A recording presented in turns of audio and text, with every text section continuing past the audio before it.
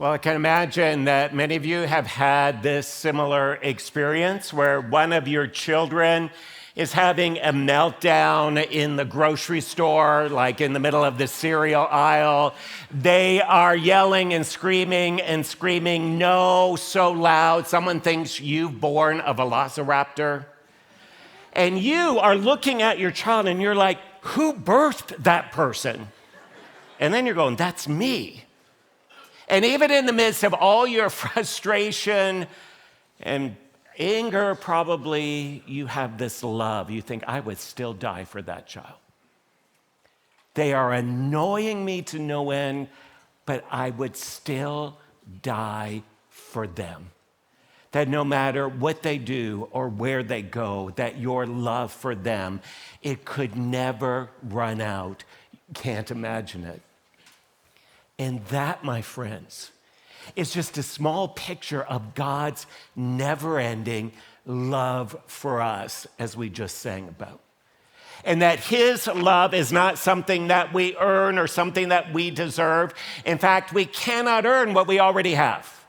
And that's what we want to just be reminded of today. We cannot earn and strive for God's love. We already have it. You can't earn something if you have it. We just have to walk in it and live it out. And maybe you're here and you don't have a relationship with Jesus. You're not sure why you're at church. Maybe you're trying to check out Christianity. All of us, my friends, want to be loved. We're all looking for someone or something that defines us, encourages us, loves us, satisfies us. I want you to leave today knowing that God's love is more than enough. Is more than enough.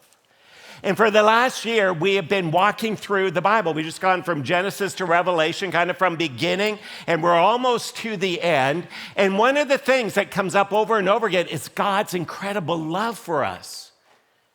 That he is love. It says God is love. There's so much love. He created humanity for him to just share his love with. He creates Adam and Eve, and even when they messed up, his love for them was so fierce. He killed an animal, covered their nakedness, and he gave them a second chance. God loved the world that he rescued Noah and his family.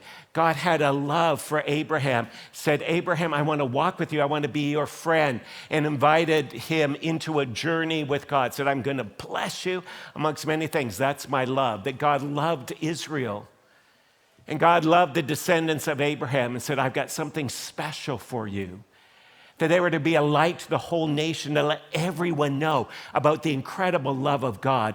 And out of the love of God, Jesus surrendered himself on the cross for you and I to pay a penalty for something we can't pay, to forgive us, to bury the guilt and shame that we have. And Jesus, he says, God so loved the world, that God loved the planet and humanity, that he gave his only begotten Son, that anyone who believes in him would have everlasting life. And Jesus gave his life on the cross. He conquered sin and death. He rose again, and he gave his life for people. And he said to those who were there, he said, I now give you a mission. I want you to be my witnesses to the ends of the earth. And one of the things that we're to be a witness of is this extravagant, unbelievable love of God. That what we are to share with the world is that we get up every day as followers of Jesus and we are radically and unconditionally and fully loved. We don't need any other desperate love. And we're to witness that. Now, when it comes to being a witness, sometimes we think in different categories. What's it mean to witness? And sometimes when we hear that word witness, we think of witnessing the truth, which is an important thing. We call that orthodoxy, that one of the things we're to be a witness of is the truths of the Bible. Who is Jesus? Fully God, fully man. He sacrificed himself for us. Who is humanity? We are sinful, desperately in need of redemption. Who is God? Three in one. Who is the Holy Spirit? What's the church? That there are these truths. Orthodoxy means right. Ortho is right. Doxy, truth, understanding. And one of the things we try to do is why we're going through the Bible is to give right understanding. And we think, well, that's what I got to witness to. And sometimes we think, oh, I don't know how to witness to that because I may not know enough. Secondly, the way we witness is through orthopraxy. That orthopraxy is a right practice, it's right living, that I'm supposed to live in light of who God says I am. I'm supposed to live in light of the truth. And many times what we say is that if you have right truth, you will have right living. Right? If I just know the truth, then I will do the right thing. And of course, that's what we want. Sometimes we say, right, our feelings will misguide us. You can't always trust your feelings. You have to do the right thing. And so we say, oh, to be a witness, I've got to be perfect. I got to live for God. I got to do the right thing. And then we kind of feel like, oh, I mess up. I'm not perfect. Oh, I can't witness. I don't know enough and I can't live well enough. So I don't know if I can be a witness. But there is a third thing we often forget about, and that is orthopathy. Ortho is right. Pathos is feelings. Do we live out of the right feelings? And it's odd because sometimes we say, oh, you can't trust your feelings. And many times we can't. But what does the world say? The world lives through our feelings. And I dare say it's our feelings who more often than not guide us, right? We are guided by our feelings. How many of you bought a car because you just like the color? Or you like the car? Or that's a nice house? Or I like that neighborhood? Or your feelings. You marry someone, why? Because of your feelings. And our feelings guide us. And a lot of times, I say the challenge sometimes in church is that we don't talk a lot about our feelings. We talk about the truth. We talk about actions. And then what happens, people say, well, I have a disconnect between my feelings and my actions or my understanding. Maybe I'm not a Christian. I just don't know what to do and kind of mess up. Our feelings guide us. Or how many times we get up in the morning and we say, oh, I know I should love God. I know I should follow God, but I don't feel like it today. I don't feel like forgiving. I don't feel like having joy. I don't feel like being thankful. And friends, the Bible, it talks about all three, that God came for our emotions, he came for our thinking and our actions. And when they're all working in harmony together, that's when we kind of feel like we're in a sweet spot. And so one of the ways that we witness is through our identity, who we are, and through our feelings. And there is a whole series of books in the Bible that talk about that. And so I invite you to turn to the Gospel of to the letter of 1 John, the epistle of 1 John, right near the end. We're getting close, and we're done this journey in a couple weeks. The letter of 1 John. John was one of Jesus' disciples. He and his brother, James, were fishermen, and they were known as the sons of thunder. James and John, the sons of thunder. It means that they were boisterous, they were loud, probably angry, they would get in your face. They were probably all for themselves. I mean, if they were going to do something, they would do it big. They were called the sons of thunder. Interesting, John says that he was the one Jesus loved the most, and we see by the end of the Bible, he gets a nickname. He's the disciple of love. The son of thunder becomes the apostle of love because he's changed by the love of God.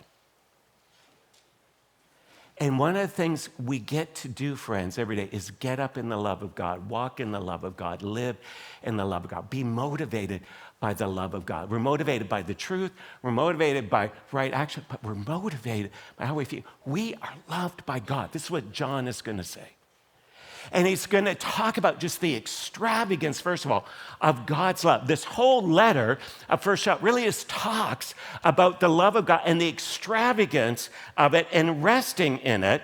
In 1 John chapter 3, verse 1, he says, see what kind of love the Father has given us, that we should be called children of God. And the reason why the world doesn't know us is that it didn't know him. Beloved, we are God's children now, and what we will be, well, that's not yet appeared, but we know that when he appears, when he comes, we shall be like him because we're going to get to see him as he really is. And everyone who thus hopes in him, who's talking about Christ, purifies himself as he is pure. Everyone who makes a practice of sinning also practices lawlessness. Sin is lawlessness. You know that he appeared in order to take away sin, and in him there is no sin. And so John starts this chapter. He's just kind of Overcome. He says, I want you to be overcome. See what kind of love is this that the Father has lavished on us, that we should be called children of God. And that's what we are. Like he wants us to make it known. That you are a son of God. You are a daughter of God. We are children of God. Now just sit with that. Right? So many times we just rush by these things. You are a child of God. You're not alone. You're not an orphan. You're not rejected. You're not wrestling with others. You're not forgotten. You're not unloved. You have God's DNA in you. You are a brother or sister of Christ. You reflect him. You have access to everything the Father has. You have the Father's eyes, the Father's heart, the Father's love. And that comes, John says, because of this incredible love of God for us. He says, see. Some translation says, behold. It means stop what you're doing, stop scrolling different things on Instagram, and just look. Think about the Father's incredible love for you. Be amazed by it, surprised by it, shocked by it. Let it pierce you. And I think what John is saying is that you go beyond just thinking about the Father's love. Oh, orthodoxy, yep, God loves me. That's what I need to say. No, sit in it. Experience it. Let it change you. Let the love of God permeate you. He says, see what kind of love this is. The word there for kind, it's a word that says it's from another country. It's like from another culture. It's different. It's otherworldly. It's not a love that you know. It's unlike anything. And this is the hard part about even thinking or feeling God's love, because we're used to a certain kind of love. We're used to experience what a parental love is, or a family love, or a friendship love. We're used to feeling, no. John said, this is otherworldly. It's from another country. It's not something that's earned or deserved, or you try to get, or that you can let the person down, or I hope they love me for a while, or maybe I'll do something and they'll not love me. Like, you can never end. You cannot earn it. You already have it. You cannot let God down. You cannot run out of God's love. Sometimes that we think, oh, I've used up God's love. People say, I think I've used up all of God's love. I don't think God could ever love me again. I don't even think God could love me. Like, you're the one person on the entire planet God cannot love. And it says that the Father has given to us. The word there, it's lavish, poured out. It's a word that's used to speak of a very rich person who just gives and gives and gives and gives, and they're making so much interest and have such an incredible business. He never runs out. He or she never runs out. There's always more money, more to give, more to be lavish with. And John says, that's just the Father. Like, he never runs out. It's like the Thompson family, billionaires, never run out. Always more money to give, always more to have, never runs out. The Father loves you unconditionally with a love that will never run out. There's so much. It's like inconceivable, John is saying, how much love God has. Under the state of Texas, I lived in Texas many years ago. Under the state of Texas are these oceans or seas of water. They're called aquifers, underwater seas that people don't know how deep they are, how much water is in. They don't know. They're unfathomable. You can't imagine how much water is there. You cannot measure it. The universe has up to 2 trillion visible galaxies.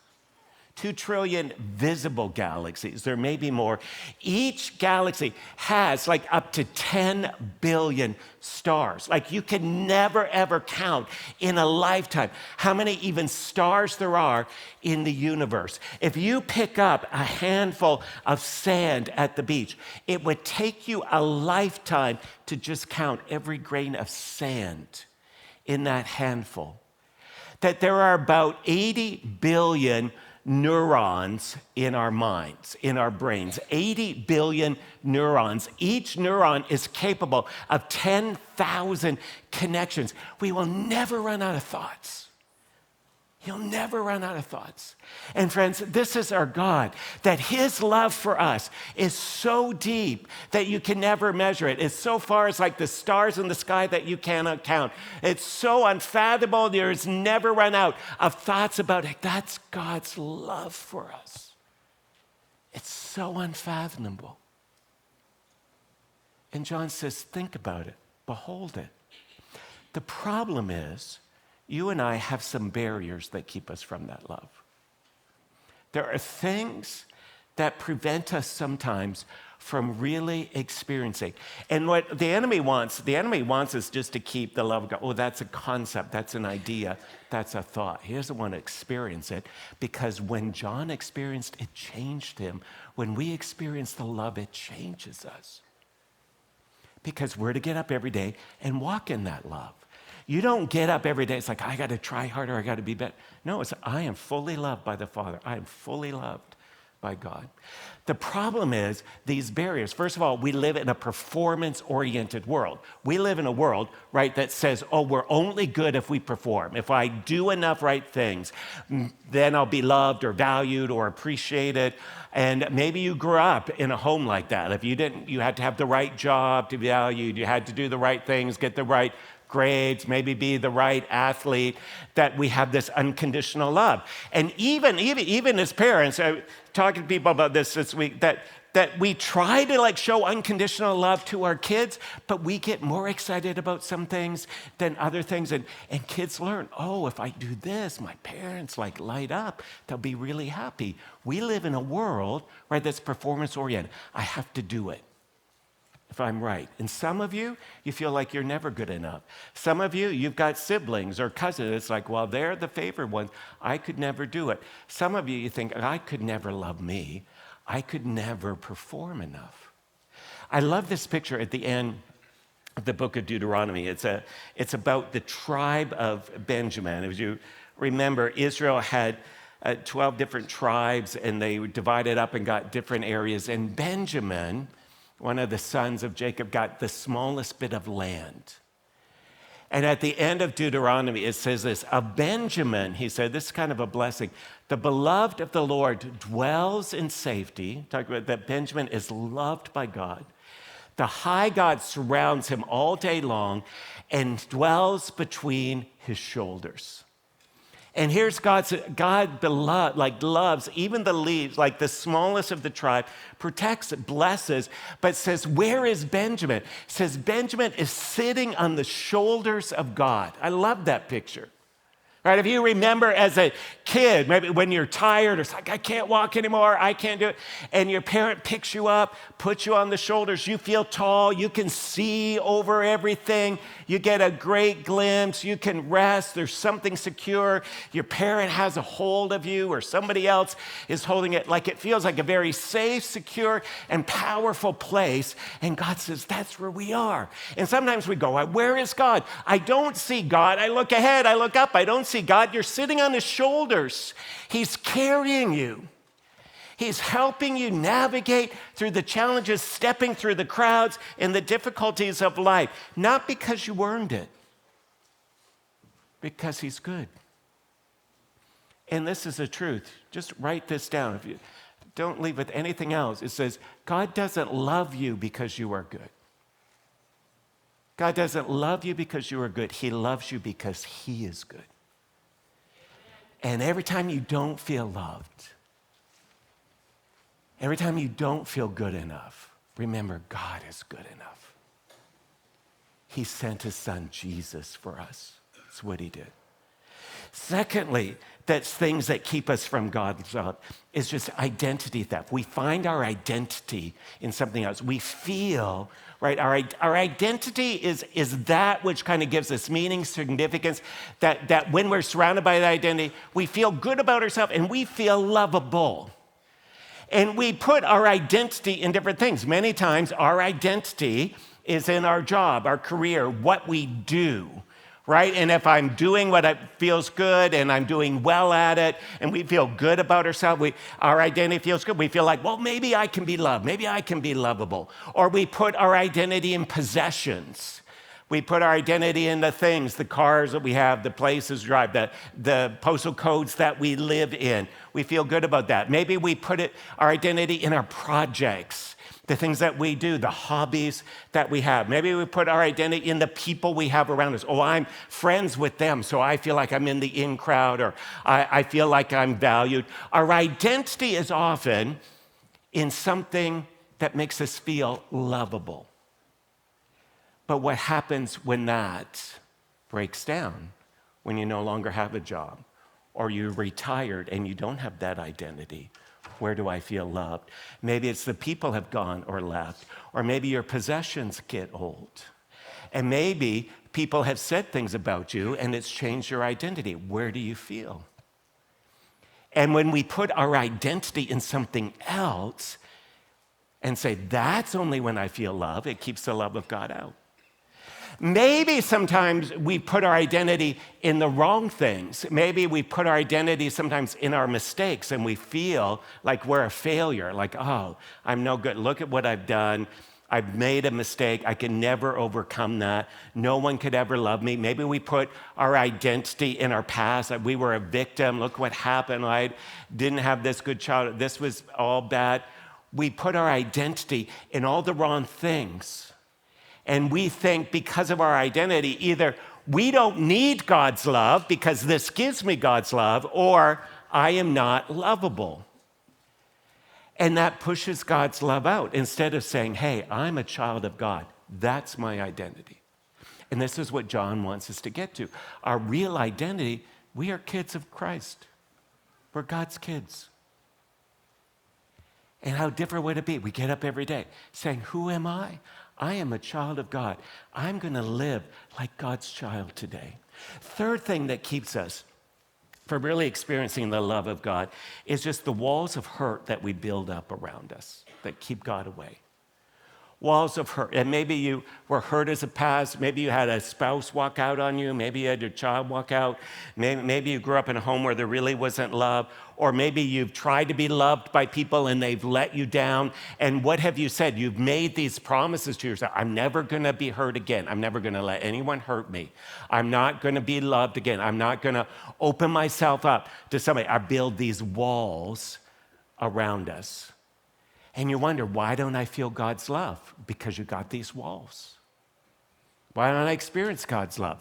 Because I've walled myself off from other people. Sometimes we think, oh, I'm not lovable, so I can't be loved by God. Sometimes we think, well, I'm not worth being loved by God because I'm too much of a failure. Or sometimes we've walled ourselves off. And John here says, what manner? It's a different kind of love. It's not the kind of love the world has. Open yourself up and walk in God's love and imagine it. And every day, friends, we get up. You get up and you're like, I am fully loved by God. I cannot use up all of God's love today. And I'm going to walk confidently knowing I'm God's child, loved by him. So what are the results of that, John says? John says, first of all, the results is we have a family. We are God's children. We are now part of the family and we belong. We have a place of belonging in the family of God. And when you're part of a family, right, your family, often there's a family resemblance. Have you ever looked at someone and said, oh, I know who your dad is because I recognize that nose? Or no other family has that ears, right? Or that hairline, or that belly, whatever it is. No one else has. I know there's a family resemblance. And this is what John is getting at. He says, you are children of God, so resemble the Father. The Father is in you. And you have access to everything the Father has. And you have access to his peace, his joy, his love. When you need it, the Father wants to give it. The Father wants to walk with you. You have a brand new family and a brand new identity. You are children of God, and so walk in that love. And so what is it? See, the world sometimes, you can have orthodoxy and orthopraxy, and those are important. And don't hear me wrong. They are vitally important. But people can say, oh, they have the right thinking and they have the right action, but I don't know if they really enjoy it. Why would I want to become a Christian? I can do the right things, think the right thing, but not enjoy it. This is why we also, John says, you are children of God. Have the right understanding, the emotion.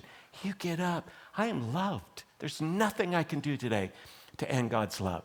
I'm loved. How would that change? Because I'm loved and I'm so full of the Father's and I'm God's kid, I know what the truth is. I know the truth about what God says. I want to live for him. I'm God's kid. I want to honor my dad. I want to live in light of who my Father is. But I know it because I'm so loved. I have such an overflowing love. People say, I want that. What's that like?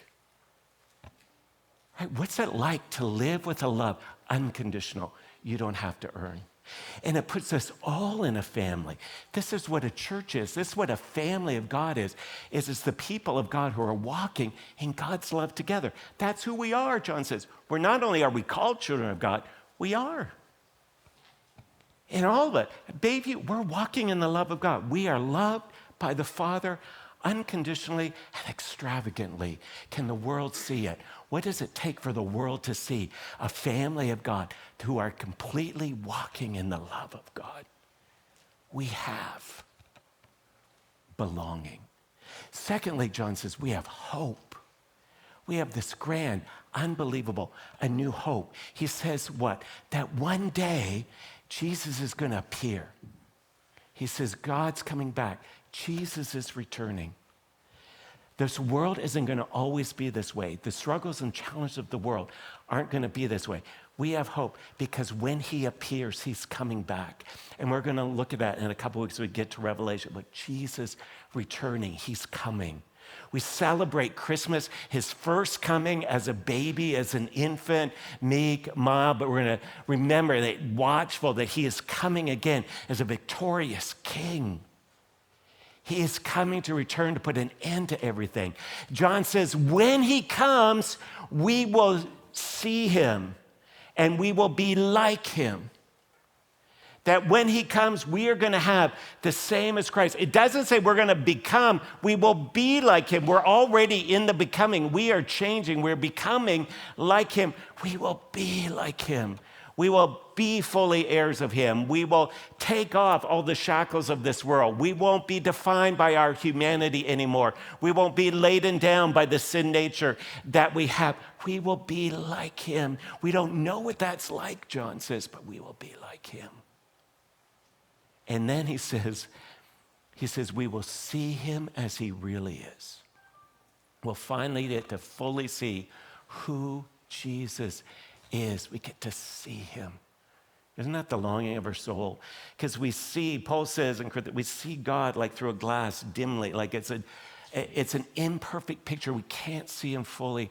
One day we will see Jesus for who he is. We get glimpses of him in our life, but we will see him. So we will belong. We have hope that this world will change. And John says, this is what gives us kind of hope every day to get up and know Jesus may come. Maybe it's today, maybe it's tomorrow, maybe it's soon, that he is coming, he's returning. Let's be ready for him. And John here says what he's trying to say is this tension of holding motivations about how we live. Because sometimes what do? We get up, it's like, I got to do the right thing, I got to honor God, I got to live for God, I got to do the right thing, I can't make a mistake, and I'm so afraid I make a mistake, and I just got to do right, and I got to think right and act right. Or, John said, you could say, hey, God's my Father. He's got everlasting love. I could mess up, and it doesn't matter. That's cheap grace. There's all this works and effort, or there's this cheap grace. And John says, let's hold that intention. Hold it, like get up. You are a child of God. So live like his kids. Speak about it. Be a witness. Talk about that. Live well. Don't let the Father down. Like we have things in our family, like we do things because we're a family. We're the Sandersons. We do this. We're children of God. This is what we do. And then finally, John says that what the love of God does, I love this, is it destroys the devil's works. The works of the enemy are destroyed. And he continues in verse 5, you know that he appeared in order to take away sins, and in him there is no sin. No one who abides in him keeps on sinning. No one who keeps on sinning has either seen him or known him. Little children, let no one deceive you. Whoever practices righteousness is righteous as he is righteous. Whoever makes a practice of sinning, well, they're of the devil, for the devil has been sinning from the beginning. And the reason the Son of God appeared was to destroy the works of the devil. No one born of God makes a practice of sin, for God's seed abides in him, and he cannot keep on sinning because he's been born of God. By this it is evident who are the children of God and who are the children of the devil. Whoever does not practice righteousness is not of God, nor is the one who does not love his brother. And the problem was, in John say, he's writing to a group of people who kind of had taken kind of some Greek philosophy and separated kind of the spiritual part from the body. And they were saying, oh, as long as your spirit believes the right thing, as long as you think the right thing, you can live as you want. You can do anything you want. And John says you can't do that. That the spirit and the body, they're connected. But he said, but the reason Jesus came, the reason for Christmas, the reason for Bethlehem is to destroy the works of the devil in us, to destroy them. Do you see sometimes how the enemy is at work? John reminds us, the enemy is at close. He's affecting us. The temptation, the deception, the lies that we believe. And what John is getting at is that Jesus came not to deal with the symptoms of our sinful life, but to deal with the root causes. That why is the reason that we sin? It's because we don't believe the truth. We don't have the right orthodoxy. We believe the lies. The enemy, he lies to us from the beginning. And the reason Jesus came is to tell us the truth. God loves you unconditionally. You can never fall out of God's love. That the reason we sometimes are freedom of bondage, we need freedom, that we live in the bondage of sin, of the past, of a hurt, a habit, or addiction. It puts us in bondage. Jesus said, I want to free you of that. The enemy can't keep you in bondage. I freed you. That sometimes we live with the constant accusations. You're not good enough. You're not a child of God. God couldn't love you. Because our identity's in something else. And the reason Jesus came is to overcome the accusations of the enemy. Now, notice, John says here something really challenging. Basically, he says, if you are sinning, you are a child of the devil. If you are doing righteous things, you're a child of God. And we all look at ourselves, friend. We all look and we're like, man, I must be of the devil because I don't do all righteous things. I don't do all righteous things. You don't do righteous things. In fact, John says we're a liar if we think that we do. And what is he saying? He's saying like, wait a minute. If I want to be a child of God, shouldn't I be living a perfect, sinless life? No. What John is saying is that we're not, if we're born of God and born of the Father, we can't be at peace with sin anymore. We can't be comfortable with sin. It has to feel uncomfortable. And don't you notice that? That's where conviction comes in. That you can't, as a child of God, sometimes go back to your sin and feel comfortable with it. It's like trying on, it's like trying on a pair of jeans from 1998. And they may fit, but do you really want to wear them? Like it's like putting on an old sweater that's shrunk and it's so tight, like it's uncomfortable. You can wear it, but it's not comfortable. And this is what John said. If you're a child of God, you live in that discomfort of sin. You want change. You want to do something different. You can't be. You can't be practicing sin anymore. You're practicing living as a child of God. It's righteousness. And one day, Jesus is coming to break the power of sin, to break all that so that we can live in righteousness. I want us to stand, and we're just going to take a few minutes to reflect on the love of God. And I don't know what the Spirit of God has been saying to you. And maybe you're here and you've been thinking, I've got to earn God's love. I want you to know, put your hand on your heart. Just say, I'm loved. I'm loved by the Father. Just every day say, I'm loved by the Father. Maybe your identity, maybe you've got a wall up. Maybe you're living in something else and it's keeping you from experiencing the love. Jesus, I just pray you would break those down. And some of you, you're living in the discomfort of sin. Sin is like an old wool sweater that's constricting you. And Jesus, would you give freedom? Would you come, Jesus, break the power of the devil? You came to break the works of the devil. And so, Father, I pray that we would walk in the love of God and that we would serve you in the love of God, that we would have the right doctrine, the right actions, and the right love for you. Let's sit in that.